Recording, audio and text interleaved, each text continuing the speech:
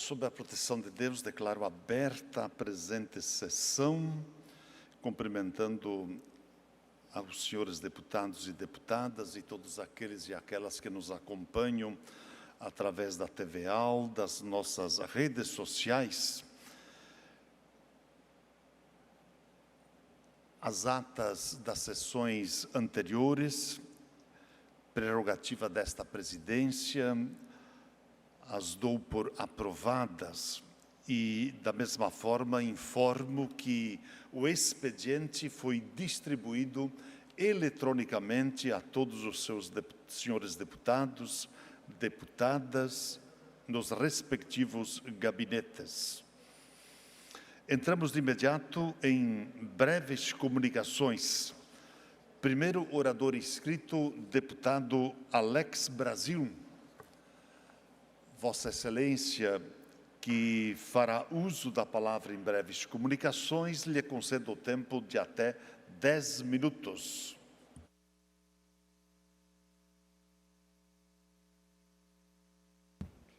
Obrigado, presidente. Aproveito para cumprimentar os nobres colegas deputados, deputada Ana, aqui também presente. O que me traz essa tribuna hoje é para fazer o fechamento de uma pauta que parecia quase impossível de se realizar aqui no estado de Santa Catarina.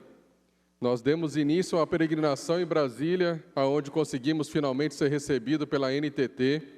E por que pela NTT? Porque a pauta, para se resolver, ela é muito mais federal do que estadual, mas eu, como membro da Assembleia Legislativa e recebendo uma enxurrada de pedidos, de demandas para que tentasse solucionar esse problema, logicamente que não cabia a mim me recusar a tentar resolvê-lo. E assim estamos fazendo. Após ser muito bem recebido pela turma da NTT, iniciei uma nova tentativa de conseguir finalmente ser atendido pelo pessoal da Arteres para resolvermos pelo menos parte do problema que hoje se acomete em Santa Catarina, que é a nossa BR-101. E no caso da Arteres, nós estamos falando da parte que ela administra entre o Morro dos Cavalos até a divisa com o estado do Paraná. Então, diante dessas duas reuniões, a gente hoje traz uma notícia muito positiva para dar ao cidadão catarinense, e eu vou pedir para passar um vídeo sobre isso, para depois eu dar continuidade na minha fala.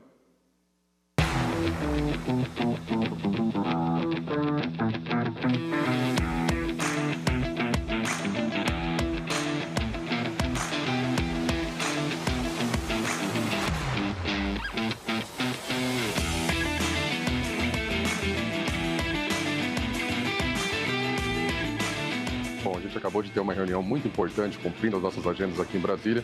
Dessa vez nós saímos aqui da NTT com uma possibilidade real da gente dar boas soluções, principalmente ao que remete à questão dos pedágios lá na BR-101, no trecho da Arteres, para que a gente possa, inclusive, agora ter um pedágio específico próprio para o pessoal das motos. Essa é uma demanda que chega recorrente ao nosso gabinete e agora, através dessa conversa, a gente vai finalmente conseguir dar uma boa solução para isso. Em breve...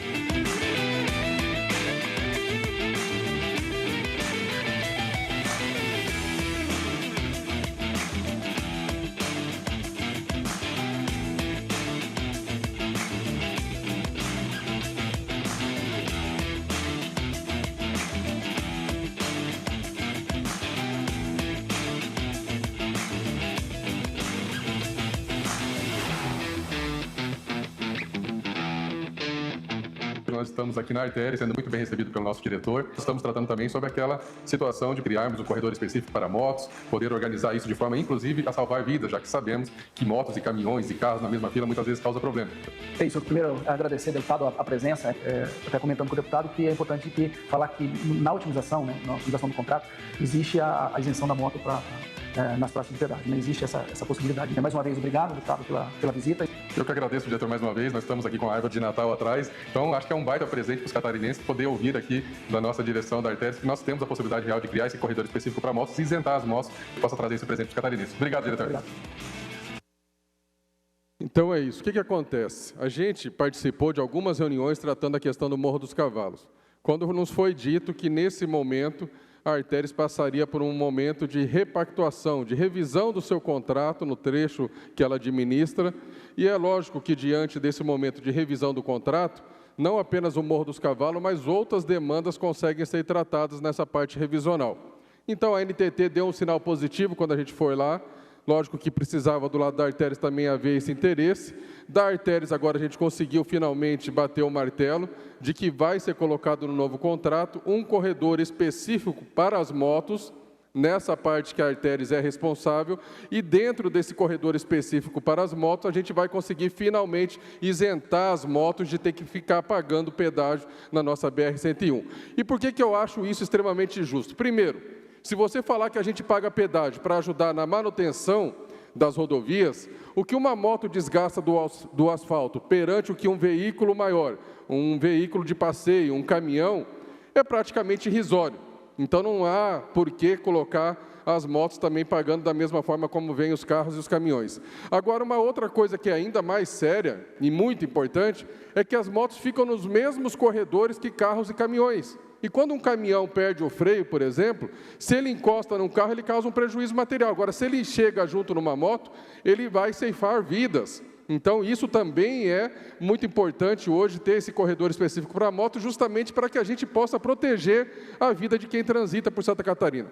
A gente sabe que nosso litoral é muito visitado, nós não estamos beneficiando apenas os catarinenses, mas sim todos aqueles que vêm para cá trazer os seus recursos, né, gerar uma atração melhor para quem gosta de passear de moto. Agora, no trecho da Arteres, a gente já tem o compromisso que, a partir do momento que finalizou os 4 meses que eles têm agora de revisão do contrato, já vamos entrar em 2026 com essa tratativa dos corredores específicos para motos e com a isenção das motos no trecho da Arteres. Lógico que fica depois o nosso comprometimento também de ir e conversar com o pessoal da CCR, que pega o trecho que vai do Morro dos Cavalos até a divisa com o Rio Grande do Sul, porque uma vez que o trecho da Arteres vai ter o corredor específico e a isenção de motos, a gente consegue depois fazer essa tratativa com a CCR para que siga os mesmos parâmetros. Então, a gente encerra esse ano trazendo essa excelente notícia, através de um trabalho que não foi fácil, como eu volto a dizer aqui. Era muito mais pauta federal do que estadual, mas a gente, como representante dos catarinenses, não pode se esquivar das demandas que chegam e, graças a Deus, a gente tem conseguido, então, trazer esse excelente resultado e agradeço a todos que confiaram no nosso trabalho. É isso aí. Fiquem com Deus. Força e honra. Feita a manifestação, deputado Alex Brasil. Na sequência, inscrita em breves comunicações, deputada Ana Campagnolo. Vossa Excelência, que fará uso da palavra, tem o tempo de até 10 minutos. Senhores deputados, cidadão catarinense que nos assiste pelas redes sociais, pela TVAL, eu não costumo usar esta tribuna para tratar de temáticas de competência nacional. Eu bem que gostaria de poder falar mal do governo Lula todo dia, mas como deputada estadual, muitas vezes concentro em tratar das pautas do meu estado. Mas hoje não posso deixar passar esse tema de relevância nacional, mas que afeta diretamente os nossos deputados estaduais. Evidentemente, se afeta os seus representantes, também afeta você. Olha só, pode colocar na tela para a gente aí, o governo Lula lançou agora uma plataforma do respeito. São várias matérias sobre essa temática, uma delas que é intitulada "Governo lança plataforma para processar autores de postagens consideradas anti-LGBT". O mesmo portal também lançou, com outra temática, o grande irmão identitário do governo federal. E, por fim, plataforma do respeito intensifica enfrentamento ao discurso de ódio e às fake news contra a comunidade gaysista. Pois bem, senhores deputados, e você que nos assiste em casa, o Ministério dos Direitos Humanos do governo Lula, em parceria com a ONG Aliança Nacional LGBTI, aquela montoeira de letras, lançou, através de uma ferramenta de inteligência artificial, o Aletheia, um mecanismo de supervisão, de fiscalização constante do que o seu deputado federal, do que os influenciadores, do que os deputados estaduais podem publicar ou não. Essa é uma iniciativa do Estado, isso é muito grave, para perseguir o cidadão brasileiro e também os seus representantes, para perseguir aqueles que têm opiniões diferentes do grande partido, do partido do grande irmão. E essa iniciativa, segundo o site oficial da Aletheia, pretende rastrear as origens da desinformação, denunciar os seus impactos e viabilizar a responsabilização dos autores e disseminadores. Bom, aí, dessa forma elegante de escrever, mas na verdade esconde um esquema sombrio de perseguição e de violação das liberdades individuais. Esse site, o Aletheia, inicialmente ele se descreve como um sistema de checagem de fatos, né? Vai verificar se o que está sendo dito é verdadeiro ou não, se é fato ou se é fake news. Só que, na realidade, fora do site oficial, quando você ouve os mentores dessa proposta, como aconteceu no evento de lançamento agora dia 16 de setembro, o coordenador desse projeto explicou que o foco dessa iniciativa é monitorar ininterruptamente o perfil nas redes sociais e também dos veículos jornalísticos da deputada Ana Campanholo, de outros deputados estaduais, de outros deputados federais, para identificar, olha a gravidade disso, identificar conteúdos problemáticos e, então, denunciar criminalmente esses deputados, esses influenciadores, esses veículos. O que a gente está acompanhando aqui, então, é uma escalada da vigilância. Ninguém está a salvo disso, nenhum deputado. O deputado Sargento Lima, meu colega, acredito que pré-candidato a deputado federal lá por Joinville, o senhor não vai mais poder falar a sua opinião, o eleitor não vai mais conhecer a sua opinião, não vai mais poder publicá-la, porque dependendo do que o senhor disser, o senhor vai ser perseguido, vai ser identificado pela Aletheia e depois você vai ser denunciado criminalmente. Este programa começou com uma emenda parlamentar de R$300 mil. E essa plataforma, desde que começou a operar, já analisou mais de 1.000 conteúdos no Brasil todo e monitora aproximadamente 1.500 perfis públicos, entre deputados estaduais, federais, influenciadores, personalidades políticas, pessoas com influência no Brasil. Então, nós temos hoje, pago com recurso público, com seu dinheiro de pagadores de impostos, um sistema eletrônico vinculado a uma inteligência artificial que fiscaliza o que o seu deputado, o que o seu vereador diz. Se isso aqui não é a realidade, na realidade prática, a implantação do que o George Orwell já previa nas suas distopias, como, por exemplo, o Grande Irmão, o Big Brother, e o Ministério da Verdade, e a fiscalização constante das opiniões, eu não sei o que poderia ser, né? Para mim, claramente, nada está na política sem antes ter estado na literatura. E o Brasil está tentando implementar aqui coisas tão absurdas que ninguém teve coragem de colocar numa plataforma de governo, só tiveram coragem de colocar na literatura. Esse sistema de vigilância que opera 24 horas por dia é uma parceria do governo federal, do governo Lula, com esta ONG parceira para controlar o que nós dizemos. Mas olha só, deputado Sargento Lima, o seu trabalho, meu, como parlamentares, de onde vem a palavra parlamento, né? Do francês parler, que quer dizer falar, discutir. Se eu e você, Sargento Lima, não podemos falar e então registrar o que nós dissemos, tanto de forma escrita, em uma publicação, em uma imagem ou em um vídeo na internet, se nós não podemos fazer isso porque o governo Lula está nos fiscalizando 24 horas por dia, então acabou o parlamento. Então não há mais o que fazer, porque por mais que a população às vezes confunda, não é papel do deputado estadual fiscalizar buraco na rua, escola, hospital. Claro, nós fazemos isso, nós cobramos do governo, nós colocamos recursos na infraestrutura, nós queremos participar da execução das obras, mas isso é algo que nós fazemos que extrapola, vai além das nossas competências. De fato, a competência mais estrita de um deputado estadual ou federal não é nada mais do que falar. Nós fomos eleitos para falar, para discursar, para parlar, por isso parlamento. Se nós não podemos falar, se o executivo se o governo Lula através desse programa fiscaliza o que nós dizemos ou deixamos de dizer, não temos mais poder de parlamentar. E isso é importante para você, cidadão, porque se isso está sendo feito contra seu representante, que deveria ter imunidade, e que tem, de certa forma, uma liberdade maior para representar qualquer vertente política, se isso está sendo feito contra nós, imagine o que será feito contra o cidadão comum, que não está investido e protegido por essa casca institucional. Pois bem, além disso, a pergunta que nós fazemos é que tipo de crime de ódio? O que é crime de ódio? O que é crime de opinião? O que é opinião discriminatória? Quem que vai definir o que é isso? Não há na tipificação criminal do Brasil, penal do Brasil, clareza sobre o que é crime de ódio, o que é discurso de ódio, o que é discriminação, o que pode ser considerado tudo isso. Por exemplo, eu tenho um projeto de lei aqui que defende que crianças não sejam aceitas e não possam participar da parada gay. Por que eu entendo dessa forma? Porque repetidamente as manifestações do orgulho gay, as paradas gay, têm eventos de obscenidade, de nudez, alguma performance artística que imita ato sexual, que é inadequada para aquela idade. Bom, se eu fizer propaganda do meu projeto de lei, se eu pedir para os senhores deputados apoio ao meu projeto de lei contra crianças em parada gay, isso será considerado crime de ódio, de discriminação? Quando nós combatemos ou desmentimos alguma estatística falsamente alardeada pela imprensa, pelos jornais, com relação à comunidade gay ou comunidade gaysista, nós estaremos então cometendo crime de ódio? Será que dizer que homens biológicos não deveriam participar de esportes contra mulheres vai ser considerado crime de ódio?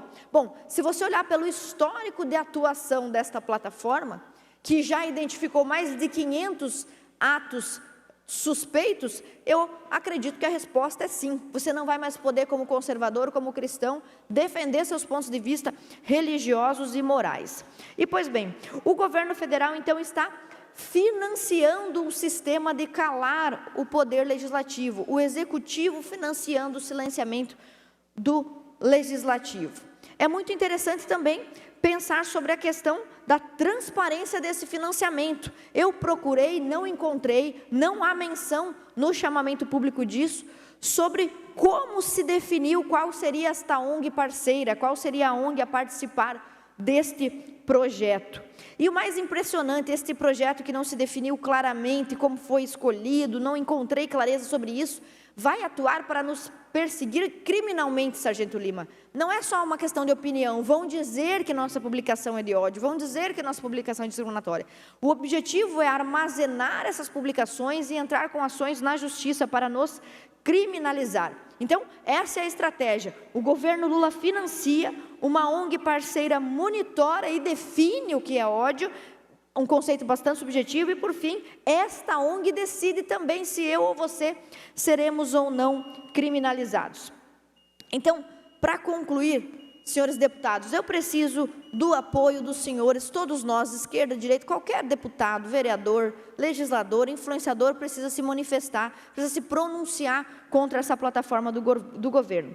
Nós não podemos permitir que a nossa liberdade de expressão seja trocada por uma promessa, uma suposição de um ecossistema digital mais saudável, que nós sequer conseguimos definir. Mais um minuto, deputada. Muito obrigada. O nosso papel como legisladores é, e também devemos isso ao nosso eleitor, proteger as prerrogativas do nosso cargo como deputado, poder debater ideias, poder discutir ideias. É por isso que nós apresentamos, então, uma moção de apelo ao Fórum Parlamentar Catarinense, que nos representa lá em Brasília, para que solicitem ao Ministério dos Direitos Humanos e a esta ONG, Aliança Nacional LGBTI, total transparência na resposta das seguintes questões: quais os critérios técnicos e o fundamento do algoritmo da inteligência artificial contratada?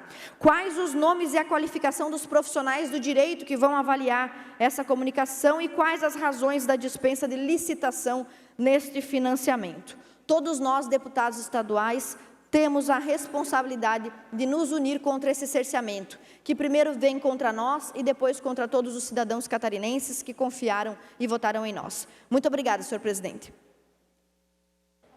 Feita a manifestação, deputada Ana Campagnolo. Na sequência, deputado Márcio Machado. Vossa Excelência, que fará uso da palavra em breves comunicações, lhe concedo o tempo de até 10 minutos.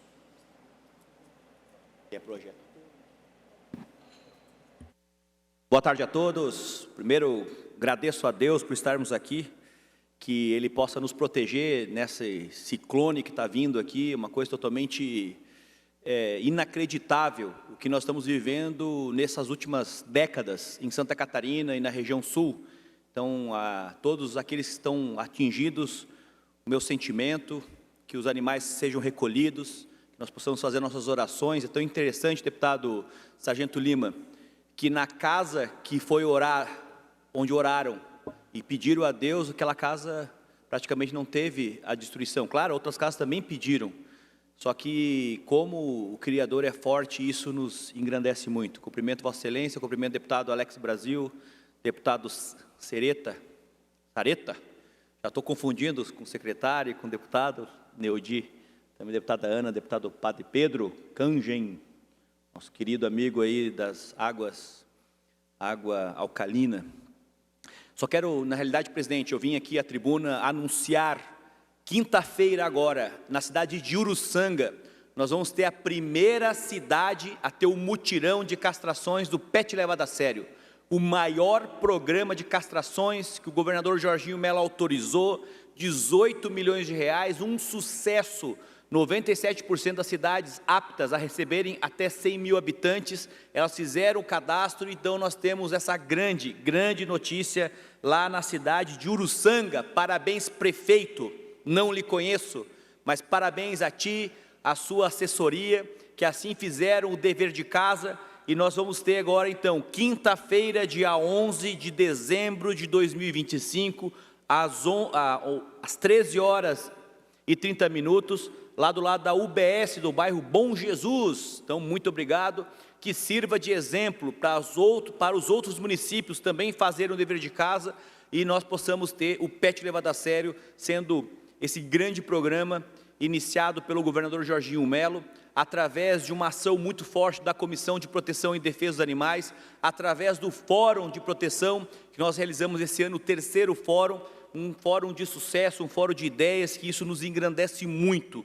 mas muito mesmo. Então, estou feliz da vida de estar anunciando hoje, na tribuna, que Uruçanga é o primeiro município a dar start, dar início nas castrações. A gente tem uma noção, imaginamos nós, um animal castrado, ele reduz um monte de outros animais na rua, sofrendo maus tratos, e aí você me pergunta, mas o que tem a ver isso com saúde pública? O que tem a ver isso com segurança, que é tão importante? Tem muita coisa correlacionada e relacionada a isso. Então, as doenças zoonoses, elas são transmitidas pelos animais. Então, nós conseguindo, reduzindo os animais nas ruas, nós conseguimos atuar muito forte na questão das zoonoses, cirurgias. Márcio Machado, tem alguma coisa de cães abandonados nas ruas, com cirurgia? Sim, é claro, porque se alguém atropela um cão de médio, grande porte, ele pode, por exemplo, um motociclista cair, se machucar, ter uma fratura, ele vai tirar alguém que estava na fila esperando, porque a cirurgia de emergência tem que ser na hora. Então nós temos a questão das doenças, nós temos a questão das cirurgias, nós temos também a questão da violência. Aquele que maltrata o animal, ele tem que ser monitorado, tem que cuidar e estar trabalhando em relação a isso, porque existem teses e teses importantes correlacionando aquele que maltrata o animal, quando adulto vai maltratar também um ser humano, e ele tem essa necessidade de estar sendo monitorado. Nós temos uma questão muito importante, problemática, das acumuladoras de animais, porque o dever do poder público é o quê? Cuidar dos animais que estão nas ruas, porque eles não estão ali porque eles querem, eles são um ser senciente, que tem sentimentos, emoções, e quando eles estão abandonados pelo ser humano, o que acontece? Ele vai viver a vida dele, e aí nós precisamos ter esse cuidado, e aqui a casa se faz necessária poder tutelar, poder cuidar dos animais que estão nas ruas, que não tem dono, que não tem um tutor, e quem que é o responsável? É o poder público, que não fez o dever de casa de multar aquela pessoa que abandonou o animal, aquele também que jogou o animal na rua como se fosse um lixo, uma coisa, também não tem responsabilidade nenhuma, e aí as protetoras fazem o quê? Acolhem os animais. Nós temos protetoras com 200, 300, 600 animais acolhidos, e aí o poder público muitas vezes vira as costas, não apoia aquelas protetoras. A importância de nós termos apoio às protetoras. Então, são políticas públicas necessárias que nós estamos avançando de passo em passo. Eu fiz uma emenda no orçamento, espero que o governador, se passar aqui, espero que o governador sancione, se não, que ele implemente também um programa de vacinas antirrábicas. Imaginamos nós podermos vacinar os animais, microchipar no momento, e se você encontrar um cão na rua, você passa o leitor, e aí vai ver se o cão foi abandonado ou se ele fugiu de casa, porque muitas vezes o cão também fugiu de casa, às vezes com fogos de artifício, que logo nós vamos aprovar a lei que vai proibir a venda e a soltura de fogos com estampido, que não prejudica só o animal, mas também o ser humano, o autista, que ele tem hipersensibilidade auditiva, que é totalmente caótico. Imagine, tem bomba, parece que é uma guerra. E aí nós estamos atuando forte nessa linha de ação para que a gente possa garantir isso. Quero agradecer de pronto, deputado Sargento Lima, por ter nos ajudado, ser relator de um projeto de grande relevância que reconhece o caramelo, o cão comunitário, como um ser de direito, que passou na Comissão de Finanças com a sua relatoria e hoje passou pela nossa Comissão de Proteção e Defesa dos Animais e que logo nós vamos colocar em votação aqui no plenário. Espero que todos os deputados possam aprovar esse projeto de grande relevância, de envergadura, que nós vamos entrar num outro patamar de desenvolvimento para proteger aqueles que não têm voz, aqueles que não têm vez, mas eles sentem com abandono. E nós precisamos ter esse olhar para os invisíveis. Olha só que interessante. Poxa, às vezes aqueles que não têm uma ação voltada para os animais, aí você passa, eles são invisíveis, mas nós que temos essa visão, eu que tenho essa visão, eu vou olhando, observando. Esses dias eu estava voltando do painel, uma chuva danada e estava um cão. Quem conhece Lages, no acesso de um trevo a Ambev, e ali o cão estava perdido. Você vê quando ele está perdido, quando ele está bobo, ele está olhando para um lado, olhando para o outro, ele estava no meio da rodovia. Rapaz, eu parei o carro, abri, ele bum, entrou dentro do carro. Todo molhado, todo sujo, chorando igual uma criança. E aí eu consegui um lar temporário, hoje ele está num lar temporário, era uma fêmea. E eu dirigindo, a fêmea colocou a cabeça na minha mão, como fazia Alanis. E aquilo me emocionou muito, porque imagine quantas Alanis que não tem, quantos animais que não têm um lar como tinha Alanis, um lar de amor, de cuidado. E quando ela mais precisou da minha pessoa, quando foi no momento que ela estava na fase idosa, eu estava do lado dela e eu apliquei tudo que eu poderia aplicar de recursos, de tempo, para poder ajudar e contribuir para poder passar naquele momento da melhor forma possível. Então nós precisamos estar atuando de uma forma forte, uma forma grandiosa, porque de todos os animais, sejam seres humanos, sejam outros animais, o que reconheceu, ame o outro como a ti mesmo, foi os cães. Olha que coisa espetacular, eu recebi uma mensagem, isso me chamou muita atenção, de você amar o outro mais que a ti mesmo. Esses são os cães que amam a gente, que esperam a gente com festa, com felicidade. Eu saía, 10 minutos, saía para fora, voltava, parecia que fazia uma eternidade que eu não via Alanis. Então isso nos engrandece, por isso ressaltar a importância desse programa PET levado a sério. Esperamos também que a gente possa ter um programa de vacinações, para que a gente possa, em Santa Catarina, ser um estado exemplo para o Brasil, como já está acontecendo com o programa de castrações, e o primeiro município a mostrar que é possível sim, quando tem celeridade, responsabilidade e tem técnica para poder fazer acontecer. Uruçanga, parabéns Uruçanga, Santa Catarina, aplaude vocês de pé e espero que todos os outros municípios façam o dever de casa o mais rápido possível, para mostrar que sim, também é possível. Obrigado, presidente, e essas são as minhas contribuições de hoje. Feita a manifestação, deputado Márcio Machado. Na sequência, inscrito para falar, deputado Carlos Humberto. Vossa Excelência fará uso da palavra, tem o tempo de até 10 minutos. Senhor presidente, deputado Padre Pedro, nobres deputados, deputada, as pessoas que nos assistem aqui no Palácio Barriga Verde, em Florianópolis. Venho com muita satisfação, deputada Ana Campanholo, no meu último pronunciamento de 2025, celebrar duas conquistas importantíssimas para as nossas cidades, deputada Ana, de Itajaí, Balneário Camboriú, Itapema, Brusque, Navegantes, conquistas que esperávamos há anos e que foram, por um olhar atento, comprometido e responsável, supridas pelo senhor governador do estado, Jorginho Melo. Primeira questão se refere ao Hospital Regional Ruth Cardoso do município de Balneário Camboriú. Um hospital que desde sua abertura atende a população da região da Costa Esmeralda e parte da população de Balneário Camboriú e Itajaí e Camboriú. Um hospital importantíssimo para a nossa região. São 400 partos todos os meses, 10.000 cirurgias. Faz todo o atendimento de urgência e emergência regional.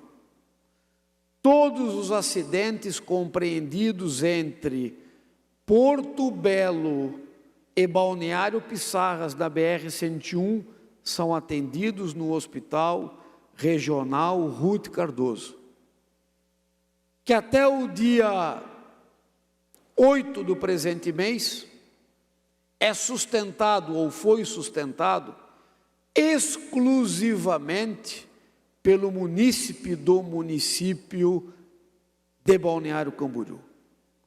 Apesar da característica regional, apesar de fazer um atendimento estadual, era arcado exclusivamente pelo imposto de quem lá vive.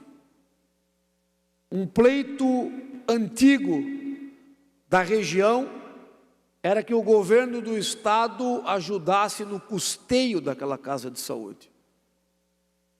E depois de muitas reuniões, e faço aqui menção a esta Casa Legislativa, que teve também participação decisiva, deputado Sargento Lima, nesse sentido. O governo do estado de Santa Catarina foi além, estadualizou o hospital. Só nos próximos 5 anos serão 532 milhões de reais investidos no custeio e na ampliação do atendimento. Serão implantados novos serviços de alta complexidade nos próximos 4 anos, dotando o hospital daquilo que existe de mais moderno e aumentando a retaguarda de saúde do catarinense que vive naquela região. Nós nos orgulhamos daquilo que conseguimos e não nos cansamos, deputado Júnior Cardoso, de agradecer. Não existe nenhuma obra e nenhum investimento no estado de Santa Catarina que suplante este investimento que está sendo feito nesta Casa de Saúde no município de Balneário Camboriú. 532 milhões de reais a serem aportados pelo governo do estado de Santa Catarina, e aqui em nome do deputado Carlos Humberto, em nome deste parlamento e em nome do catarinense, especialmente aqueles lá atendidos, a gente agradece. O segundo investimento, deputado Padre Pedro, que há anos aguardávamos, é a construção do trevo da interseção da rodovia Contorno Sul, Antônio Raio, com a BR-101. Os projetos desta obra, eles foram concebidos ainda no governo Luiz Henrique da Silveira. O governo que o sucedeu, que foi o governo do governador Raimundo Colombo, deu início à construção da duplicação da Antônio Raio. Governador Carlos Moisés, de maneira errada, inaugurou a obra. E depois eu vou botar a imagem. Lá estava o então deputado suplente Carlos Humberto, com uma faixa denunciando a inauguração daquilo que não estava pronto. porque 1/3 do valor aplicado é o trevo, que desde a sua concepção no governo Luiz Henrique fazia parte da obra. E o governador Carlos Moisés fingiu não entender esta reivindicação e inaugurou aquilo que não estava pronto. Isso causou problemas seríssimos para a região e para o Estado. O atual governo, ao assumir, tinha esse pepino na mão, porque os orçamentos lá de 2014 e 2015 já não se adequavam mais à realidade de hoje. A empresa não aceitou a rescisão de maneira amigável. Um processo administrativo teve que ser feito dentro da Secretaria de Infraestrutura. E se perdeu 2 anos até que nós pudéssemos licitar a obra novamente. E as informações que tenho é que no próximo dia 20 de dezembro, fazendo justiça com o Itajaí Brusque e com o usuário da BR-101 Norte, nós inauguraremos esta importante obra rodoviária de Santa Catarina. Diga-se de passagem, a maior em execução hoje pelo governo do Estado no atual momento. Isso é mais um motivo de agradecimento por parte de Itajaí, Camboriú, Brusque, Balneário Camboriú, Navegantes e por parte dos usuários da BR-101. Todos nós ganharemos muito com a inauguração dessa obra. E aqui destaco mais uma vez a participação decisiva deste parlamento. Destaco aqui a participação e o entendimento do nosso secretário de Infraestrutura, Gerry Comper, que também é um deputado estadual. E faço aqui também o meu reconhecimento e agradecimento ao governador Jorginho Melo, que teve a coerência de terminar esta obra iniciada lá atrás, abandonada no governo passado, retomada no atual governo, e no próximo dia 20, inaugurada. São vitórias incríveis da nossa região e do nosso mandato. Eu fico muito lisonjeado e com o sentimento do dever cumprido de ter conseguido participar ativamente, junto com os meus nobres colegas deputados, deste importante momento para a região norte, para a Foz do Rio Itajaí e para toda Santa Catarina. Muito obrigado. Feita a manifestação, deputado Carlos Humberto. Na sequência, inscrito para falar, deputado Sargento Lima.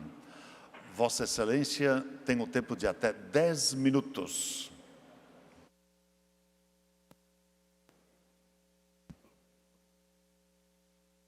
Eu verdadeiramente não acredito em coincidências.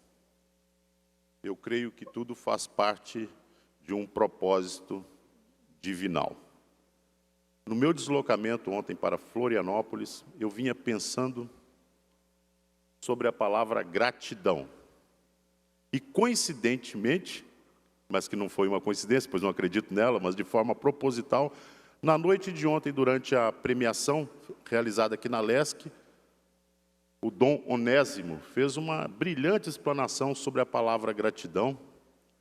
Citou ainda Cícero, que foi um filósofo romano, e trouxe uma definição mágica para essa palavra, dizendo que a gratidão é a mãe de todas as virtudes. Olha que bonito isso. A gratidão é a mãe de todas as virtudes. Considerando isso, pode-se também, de forma conclusiva, avaliar que aquele, na ausência da gratidão, também se considerando que sem uma mãe, sem uma genitora, existe uma inexistência eficaz, alguém foi gerado, você precisava daquilo. pode-se chegar à conclusão de que aquele que não reconhece a gratidão é desprovido de todas as demais virtudes. Aquele que não é grato, pode-se concluir através disso que ele não possui nenhum tipo de virtude. Uma das virtudes que possa fazer falta nessa pessoa que não reconhece a gratidão é a coragem, que é uma maravilhosa virtude. Coragem que está faltando a muitos espalhados por esse território nacional. Coragem de fazer aquilo que um deputado, uma deputada estadual, federal, um senador, um candidato à presidência, um candidato ao governo, tem coragem de fazer. É preciso muita coragem você colocar o seu nome num pedaço de papel, colocar uma foto sua, um número para te identificar e você entregar esse papel para estranhos na rua. É preciso coragem para fazer isso. Você coloca ali o seu nome, a sua imagem. É preciso ter coragem para se expor dessa forma, para dizer qual é o seu projeto, qual é o seu perfil ideológico, de onde vieste. É preciso coragem para isso. Mas você precisa ter gratidão para poder reunir as demais virtudes. Eu sou muito grato a Deus por me dar saúde física e mental, estendendo essa saúde a todos os meus familiares, feliz, grato a Deus pela esposa que Ele me deu, pelos bons amigos, pelos bons colegas de trabalho que tenho. Sou muito grato a Deus. Sou grato que em 2018, um homem veio para poder comprovar uma teoria que há muito eu defendia. Que você pode sim, apesar de ser possuidor de todos os defeitos e qualidades que são inerentes ao ser humano, pertence a todo ser humano. Jair Bolsonaro mostrou para o Brasil que você pode sim trabalhar também com o coração, trabalhar também com paixão, demonstrar paixão por aquilo que faz, deixando muitas vezes o pragmatismo de lado. E talvez, Ana, seja ali essa falta de habilidade de mexer com pragmatismo mais puro na sua essência, é que talvez tenha, de alguma forma, dado a vitória ao Lula em 2022. Essa falta. Mas a inocência é o preço da pureza e nós vamos continuar com as vitórias, com as derrotas, mas nunca fugindo da luta, tendo coragem e reconhecendo a gratidão. Coragem que eu gostaria que muitos tivessem de colocar o seu nome à prova. Hoje se aproximam e querem, como dizem os mafiosos, também tirar água do poço. Hoje se aproxima o indicado Flávio Bolsonaro e fala: eu também quero tirar água desse poço, eu também quero utilizar esse nome. Mas para isso é preciso carregar o fardo, é preciso pagar o preço de assumir as nossas pautas. E hoje a principal pauta do Brasil é a anistia, sem a menor sombra de dúvidas. Que eu não gosto de usar o termo anistia, porque você anistia aquele que cometeu algum crime. O certo seria a anulação completa dessa presepada que foi armada no Brasil para sustentar outro caminhão de mentiras ali, que agora se acumula às tantas que se torna difícil até explicar o que está acontecendo nesse país hoje. Escândalos, corrupção, mentiras, teorias, censura legalizada, financiada por dinheiro público, como bem disse a deputada Ana Campanholo aqui. Nós não vivemos num estado de normalidade, não coloquem isso na cabeça, não. Não durmam tranquilos, nós não vivemos num estado de normalidade. Nós vivemos num estado de exceções. Outra grande virtude é a honradez. E somente quem tem gratidão vai ser honrado. Honrado ao ponto de lutar limpo, de jogar limpo, de usar as 4 linhas, tão criticadas, mas é assim que se joga, é jogando limpo. É assim que se joga. Essa é a regra do jogo. Então, se alguém tem vontade de ser presidente, que faça, deputado Padre Pedro, como presidente de Vossa Excelência, que coloque seu nome também no papel e põe um número lá e vá concorrer. Não fique tentando tirar água do poço dos outros. Essa é a democracia. É assim que a coisa funciona. Se alguém quer ser governador do estado, que faça isso. Que coloque o seu nome. Que monte uma nominata decente. Que se cerque de pessoas competentes e vá para a guerra. E vá disputar a sua eleição.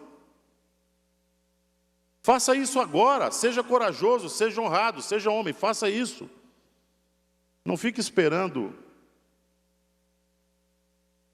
o pragmatismo te conduzir pelo melhor caminho. Seja grato, grato pela saúde que tens e concorra.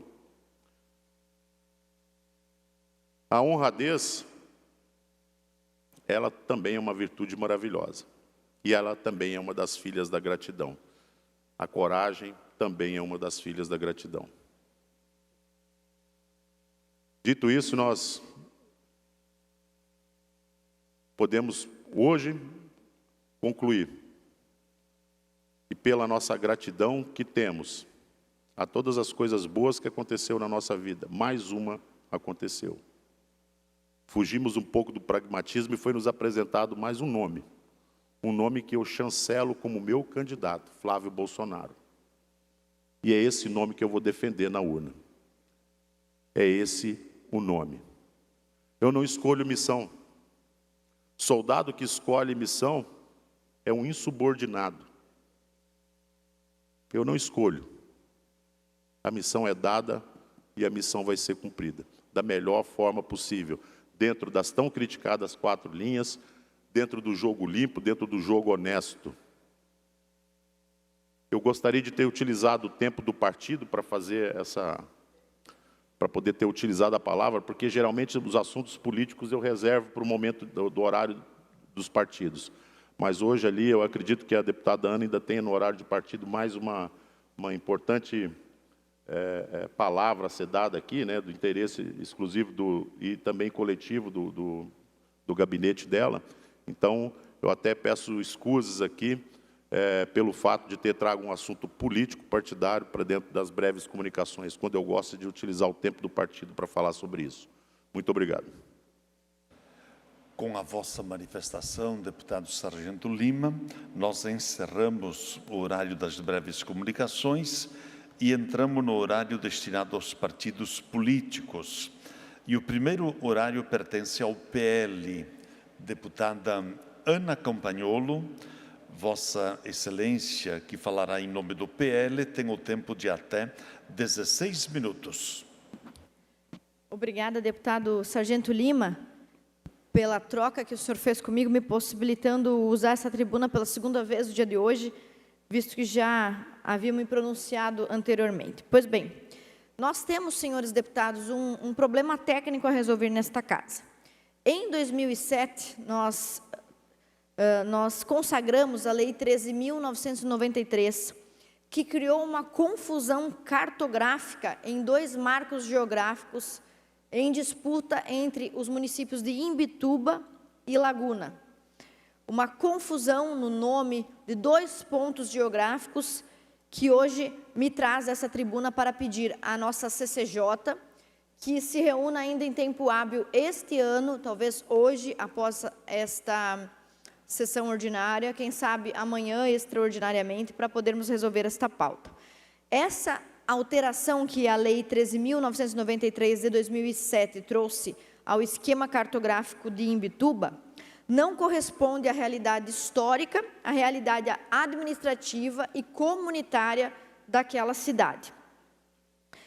Este erro técnico que aconteceu com a Lei 13.993, que eu espero poder esclarecer aos senhores nos próximos minutos, já foi reconhecido pela nossa Comissão Especial de Limites Territoriais aqui dentro da LESC, pelo próprio governo do Estado e também pela população afetada. Vamos ao caso. Em 1983, antes da Constituição do Estado de Santa Catarina e antes de qualquer discussão sobre os limites entre Imbituba e Laguna, há uma matrícula de imóvel lá na região que descrevia um terreno situado no bairro da Boa Vista como situado no encruzo do Itapirubá, na comarca de Imbituba. Então, veja, em 1983, nós temos um registro de cartório de imóveis que diz que aquela localidade está na comarca de Imbituba, décadas atrás. Depois, em 1998, 10 anos depois da nossa Constituição, o governo do Estado fez uma transferência de uma escola, a Escola Alguero Pitigliani, para o município de Imbituba, escola esta que está também nesta mesma localidade. O Estado não poderia entregar uma escola para o município de Imbituba, a menos que ela estivesse dentro do limite territorial de Imbituba. Caso contrário, deveria ter concedido essa escola ao município de Laguna. Além disso, nós temos prestações de serviço do próprio Estado e do próprio município, como saúde, creche, pavimentação, iluminação e assistência social, nesta área contestada, nesse imbróglio cartográfico, e que sempre foi feita pela Prefeitura de Imbituba. Então, nós temos 3 elementos importantes aqui. Nós temos um registro cartorário de imóvel anterior à Constituição do Estado de Santa Catarina, dizendo que aquele território era de Imbituba. Nós temos uma doação do Estado para o município de Imbituba, dentro daquela localidade contestada. E a região contestada sendo atendida pelo serviço público, pela administração pública de Imbituba. Esses são apenas exemplos simples para mostrar para os senhores de que território, de que região nós estamos falando. Coloca na tela para mim, por favor, este mapa de Imbituba. Esse aqui é o bairro de Boa Vista, senhores deputados. Existem 2 locais neste mapa, olha só. A Ponta Rasa e o Ponto Raso. Por uma letra, são localidades distintas. Às vezes, num erro de digitação, numa desatenção, você erra a localidade. Pois bem, nós aprovamos nesta casa, eu não, porque eu não era deputada à época, mas esta casa aprovou, a Lei 13.993, alterando as coordenadas geográficas do município de Imbituba, e essa alteração nasceu de um erro técnico ao interpretar 2 localizações distintas da Lagoa do Mirim. Certo? Imagina que está ali a Lagoa do Mirim com essas 2 locais diferentes com um nome muito parecido. O marco correto seria o Ponto Raso. E o marco errado, que está ao norte, é a Ponta Rasa, certo? Então, dependendo do que você coloca na delimitação cartográfica, você muda o mapa da região. Esse erro, então, deslocou a linha de divisa no papel e empurrou para dentro de Laguna uma área que, na verdade, sempre foi do município de Imbituba, certo? Isso criou um problema curioso. O mapa diz uma coisa, mas a comunidade, a história, até documentos oficiais dizem outra coisa. Então, veja que situação, mesmo depois de 2007, quando nós aprovamos essa lei alterando aí com esse erro cartográfico, o governo do Estado continuou considerando o território como território imbitubense. O governo do Estado doou ao município de Imbituba o imóvel onde funciona o posto de saúde da Boa Vista, que estaria oficialmente, após aquele erro cartográfico, localizado em Laguna. Não dá para o governo do Estado doar para Imbituba algo que está no território de Laguna, certo? É algo bem básico da administração pública. Então, Estado, cartórios, prefeitura, administração pública continuam reconhecendo o território como um território imbitubense. Mas, no papel, parece pertencer à Laguna. As matrículas dos imóveis daquela região, da região contestada, também continuam sendo feitas na comarca de Imbituba. Em 2023, foi realizada aqui uma audiência pública, 750 moradores da região do Boa Vista estiveram nessa audiência pública, dizendo, somos imbitubenses, sempre fomos imbitubenses, nosso território é de Imbituba. E essa manifestação popular de 2023 não é desarrazoada, porque a Constituição Federal exige consulta popular antes de mudar o marco territorial de um município. Então, aquela mudança que foi realizada em 2007 não respeitou a Constituição, porque, de fato, não pretendia modificar, não pretendia ampliar o território lagunense e diminuir o território imbitubense. Porque, se assim pretendesse, teria gerado, sim, uma discussão e a necessidade de uma oitiva da população. É por isso que, para responder a esta necessidade, eu gostaria que os senhores deputados, aqueles que estão em casa, ouvissem o nosso vereador, o nosso amigo, nosso parceiro, o vereador Darlan, que entrevistou alguns moradores da região do Boa Vista e como eles se sentem a esse respeito, porque nós temos que votar isso, senhores deputados, na CCJ o mais rápido possível, para corrigir esse erro. Por favor. Que é o vereador Darlan, da cidade de Imbituba, e hoje eu estou aqui no bairro Boa Vista e eu vim falar aqui com os moradores sobre o sentimento de pertencimento e também as dificuldades que eles enfrentam nessa disputa de limites entre Imbituba e Laguna. Eu sou Celestino Soares dos Passos, morador aqui do lado do colégio Gério Pitiliani. Toda a vida pertenceu a Imbituba. Quando o primeiro prefeito de Imbituba prometeu a estrada para o Itapirubá e fez a estradinha, depois pediu a uma escola ao governador para fazer uma escolinha, fizeram uma escolinha de madeira. Toda a vida foi da Imbituba, depois ela passou a ser municipal. Tenho filho com 58 anos de idade, estudou nessa escola do município de Imbituba. Tenho um neto com 40 anos de idade também que estudou nessa escola. Tenho um bisnetinho estudando também com 6 anos de idade. Ele está estudando nessa escola. Tudo por Imbituba. Onde era o Marco, que era na porteira do trem, a antiga porteira do trem, que tinha uma porteira que o trem passava para não pegar os gados. Ali era o Marco. Arrancaram. Prefeito, os outros prefeitos atrás aí, arrancaram o Marco. E porque entre a Boa Vista e o Itapirubá tem os combros. Para nós é compra, eles é duna. Então é uma terra de voluto. Ninguém pode botar nada, não fazer uma casa, não pode fazer nada. Não mexe no compro.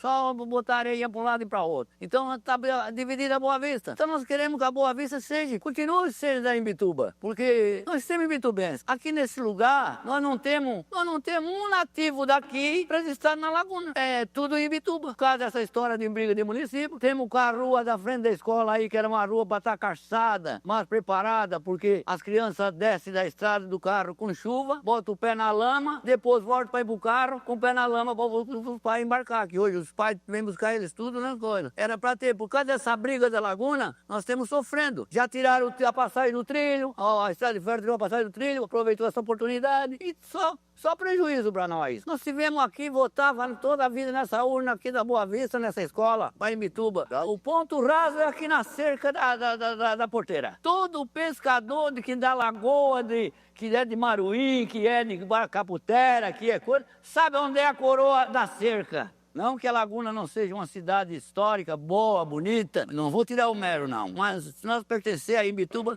sermos orgulhosos disso. Eu vou fazer 70 anos. Eu conheci essa região aqui, que era tudo Roça Grande. A Boa Vista não tem nada a ver se o limite da nossa comunidade é das dunas, a lagoa, do Casqueiro ao Boeiro. A urna 92 era na Boa Vista, que depois com a tecnologia, eles tiraram do Itapirubá, tiraram nós daqui e levaram tudo para Roça Grande. Para qual município que o senhor votava? Os candidatos da onde? De Imbituba. Então, o limite do município que nós temos, e era um desejo meu, que eu voltasse a ver aquilo que eu vi quando era criança. Nós brincando lá onde tem um tal que ele dizia, a porteira do trem. A escola foi fundada no governo do Jerônimo, o Gério Pitiliani. Ele colocou de escola isolada do Encruz de Itapirubá para o Gério Pitiliani.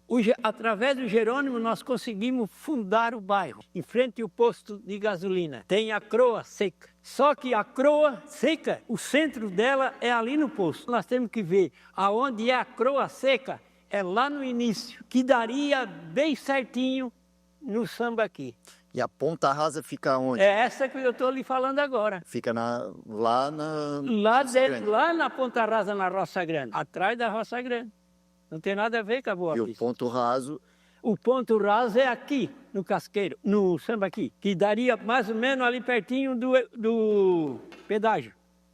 Um pouquinho para cá do pedágio. Quando o senhor vai no postinho de saúde, o senhor é atendido por pessoal que trabalha de Imbituba, Laguna? Imbituba. Se eu esperar pela Laguna, eu estou morto. Aí fica aquela briga, fica aquela confusão e quem se rala é o povo. É as mães, é os pais, é a comunidade em geral. Então, nós aqui não temos uma definição, ninguém sabe qual é a Laguna, qual é a Imbituba. Temos que ver que a necessidade daqueles que moram aqui, que esses deputados olhem o que o povo quer e se decida na vontade daquilo que o povo precisa.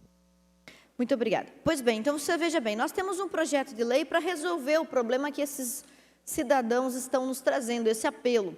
O projeto de lei está há algum tempo na CCJ, nós precisamos apreciá-lo na CCJ e trazer a plenário, de preferência, meu apelo aos senhores deputados, à presidência da Casa que seja feito entre hoje e amanhã, para que no ano que vem o município de Imbituba já possa melhorar o atendimento que já vem prestando essa região. Esse projeto de lei não cria uma fronteira nova, não altera território, não beneficia uma cidade em detrimento da outra. É um projeto de lei que apenas corrige, restabelecendo o que já estava previsto na lei estadual 11.349 de 2000, ou seja, 7 anos antes da alteração de 2007, lei que, inclusive, amplia parte do território da Laguna, do município de Laguna, na região do bairro Itapirubá. Então, que essa correção técnica seja feita em tempo, porque, como os senhores puderam acompanhar no vídeo, a escola de Imbituba, posto de saúde de Imbituba, coleta de lixo de Imbituba, os moradores se sentem imbitubenses, que nós possamos corrigir esse erro, que nada mais é que um erro cartográfico. Muito obrigada. Dá uma parte, deputada, só para esclarecer esse tema, é um tema que caiu sobre a minha relatoria, e a gente veio a campo, na verdade, na tentativa de haver uma conciliação entre os prefeitos. Visitei o município de Imbituba, visitei o município de Laguna, fiz uma reunião proposta até pela presidência com os prefeitos, membros da Câmara de Vereadores. A gente aprovou recentemente uma lei aqui no Estado, meados de outubro, coloca mais alguns pré-requisitos para fazer demarcações municipais entre um município e outro. Então, a gente procura sempre também estar dentro da legalidade, né, da constitucionalidade que a nossa Comissão de Constituição e Justiça requer. E está pautada para hoje, inclusive, essa situação ser definida. Já era para ter sido na parte da manhã, por enquanto a sessão segue aberta, mas se houver ainda uma sessão hoje, eu acredito que até o final desse dia a gente consegue dar um relatório para que os outros membros da CCJ definam esse destino. Obrigado, deputado. Obrigada, deputado Alex. Obrigada, senhor presidente. Concluída a manifestação, deputada Ana Campagnolo. Na sequência, o horário pertence ao Bloco Social Democrático, MDB e PSDB. Nós não temos nenhum orador inscrito. O Bloco União, PSD e PRD.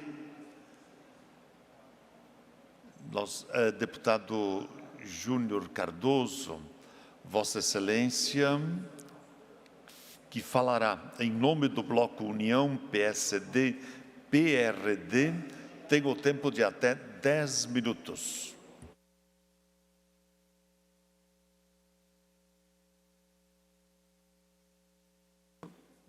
Senhor presidente, meu caro amigo padre Pedro Baldiceira, os demais deputados, meu caro amigo Luiz Carlos Tigrão, da Rádio Menina, Canal 100, meu povo de Camboriú que me ouve e me assiste nesse instante, meu muito boa tarde.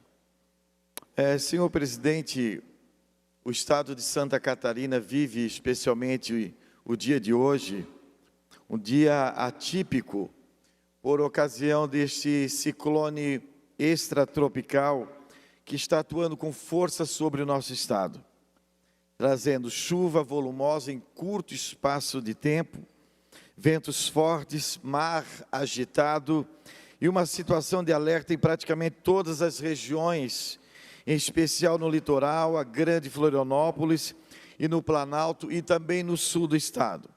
Quero, em primeiro lugar, manifestar a minha solidariedade, a solidariedade desta casa às famílias atingidas, em especial aquelas que já sofrem com perdas materiais e, tristemente, com perdas de vidas humanas, como a família levada pela enxurrada em Palhoça, onde um bebê de 1 ano foi confirmado agora como a primeira vítima das chuvas. Ao mesmo tempo, é importante informar, e também com muita clareza, a população no sentido de reconhecer o trabalho firme e responsável que o governo do estado vem realizando por meio da Defesa Civil, da EPAGRE, CIRAM, da CELESC e das forças de segurança e das demais estruturas do estado.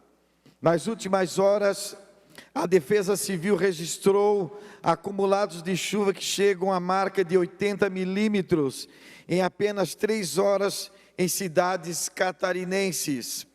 Os maiores volumes se concentram na Grande Florianópolis, aproximadamente 80,2 aqui em São José, 69,8 em Palhoça e 61,2 em Florianópolis e 40 milímetros em Tubarão. Índices muito elevados em tão pouco tempo. As projeções oficiais indicam rajadas de vento entre 60 e 80 quilômetros por hora em boa parte do território catarinense, com possibilidades de alcançar cerca de 100 quilômetros por hora nas áreas mais costeiras e também na Serra Catarinense.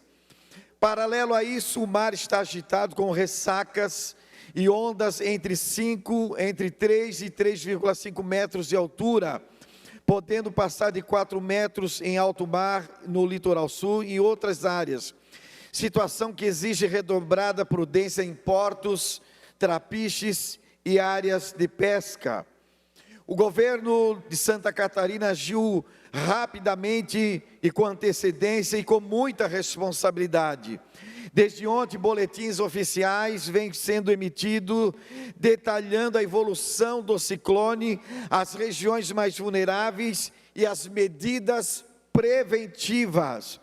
Entre as decisões mais importantes estão o cancelamento das aulas em toda a rede pública estadual nesta terça-feira, medida seguida por muitos outros municípios, afetando regiões como o Vale do Itajaí, a Grande Florianópolis, a Serra, o Litoral Norte, o Oeste e também o Norte.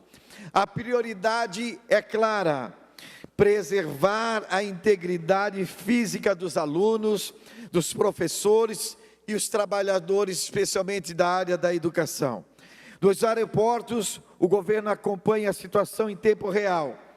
Até o fim da manhã, Floripa Airport, Navegantes, Blumenau e Chapecó operam sem registro de cancelamento de voos, ainda que sob monitoramento constante devido às instabilidades. É o Estado presente, atento, tomando decisões técnicas, sem alarmismo, mas sem negligenciar o risco. Quero também ressaltar com toda a convicção que esse é o modelo de gestão em que nós, catarinenses, acreditamos. Um governo firme, que planeja e que respeita a ciência e os órgãos técnicos e que protege a população sem transformar a tragédia em palanque ideológico.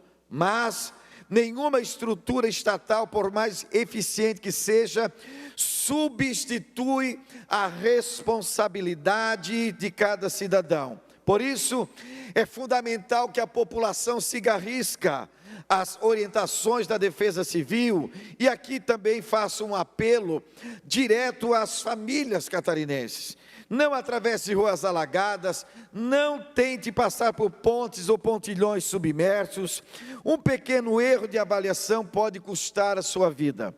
Evite se abrigar em lugares onde estejam muitos veículos sobre árvores, placas, muros ou postes de energia durante as grandes rajadas de vento. Reforcem telhados, recolham objetos soltos em varanda, também em pátios grandes que possam ser arremessados pelo vento. Isso é um perigo muito grande. Pescadores e banhistas devem respeitar o alerta do mar, o mar que está extremamente agitado e sofrendo ressaca. Afaste-se de áreas de costão, moles e trapiches, até a normalização das condições do mar. Acompanhe exclusivamente os canais oficiais da Defesa Civil do Governo do Estado, seja ele pelo site, aplicativo ou por redes oficiais, evitando desta forma boatos e informações não verificadas. Nós não acreditamos em um Estado babá que resolve tudo sozinho, de forma alguma. Acreditamos em um Estado que dá as condições, organiza a estrutura de proteção, mas que conta com a ajuda dos cidadãos conscientes, que entende que liberdade vem sempre acompanhada de responsabilidade. Quero, enfim, registrar ainda o reconhecimento desta Assembleia ao trabalho incansável das equipes da Defesa Civil, da Celesc, do Corpo de Bombeiro Militar, da Polícia Civil, da Polícia Militar, dos profissionais de saúde, dos servidores da infraestrutura e de todas as equipes municipais que estão na linha de frente, muitas vezes enfrentando água, vento, o perigo, o risco para garantir o socorro e a segurança às pessoas. Não é hora de semear pânico nem de explorar o sofrimento alheio. É hora de união, de serenidade, de respeito às vidas que precisam ser preservadas. Finalizando, senhor presidente, peço que Deus proteja o nosso Estado, ampare as famílias que choram por suas perdas e que fortaleçam todos os que estão na linha de frente neste momento tão difícil. Meu muito obrigado, que Deus abençoe a todos. Com a vossa manifestação, deputado Júnior Cardoso, não havendo mais oradores inscritos, esta presidência suspende a presente sessão até às 16 horas.